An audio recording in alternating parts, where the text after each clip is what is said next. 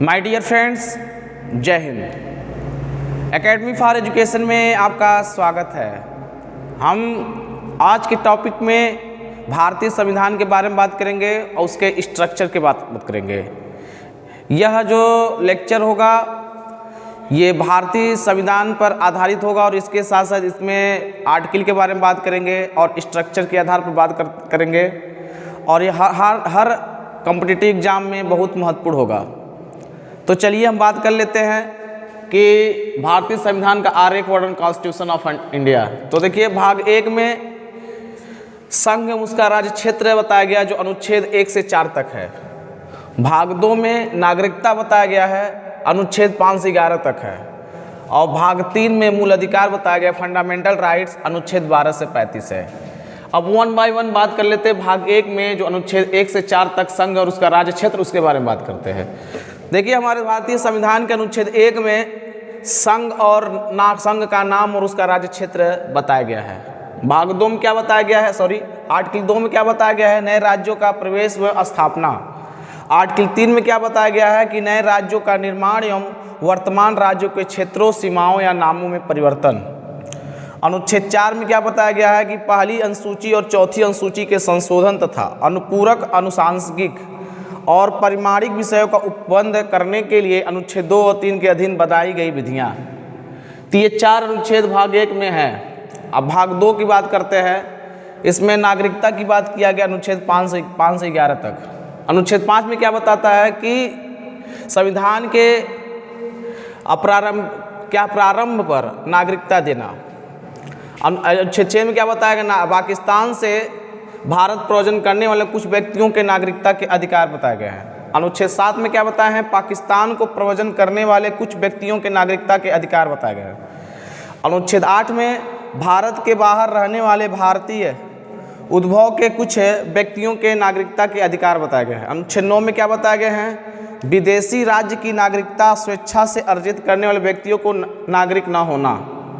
अनुच्छेद 10 में क्या बताया गया है कि नागरिकता के अधिकारों का बना रहना। 11वें अनुच्छेद में संसद द्वारा नागरिकता के अधिकार का विधि द्वारा विनियमन किया जाना। तो 5 से 11 तक अनुच्छेद में भाग 2 में नागरिकता के बारे में बात की गई है। अब हम बात कर लेते हैं तीसरा। देखिए, मूल अधिकार में कई आपके मूल अधिकार है। पहला है साधारण, जिसमें परिभाषा के बारे में बात किया गया है और 12 में परिभाषा है, 13 में क्या मूल अधिकारों से असंगत और उनका अल्पीकरण करने वाली विधियां हैं। इसी प्रकार समता का अधिकार है। समता का अधिकार अनुच्छेद 14 से 18 तक है। स्वतंत्रता का अधिकार क्या है, अनुच्छेद 19 से 22 तक है। शोषण के विरुद्ध, ये सभी फंडामेंटल राइट्स हैं। शोषण के विरुद्ध अधिकार अनुच्छेद 23 से 24 तक है। धर्म की स्वतंत्रता का अधिकार अनुच्छेद 25 से 28 तक है। संस्कृति और शिक्षा का अधिकार जो है अनुच्छेद 29 से 30 तक है। कुछ विधियों की व्यावृत्ति जो है अनुच्छेद 31 को, अनुच्छेद 31 ख, अनुच्छेद 31 ग में रखा गया है।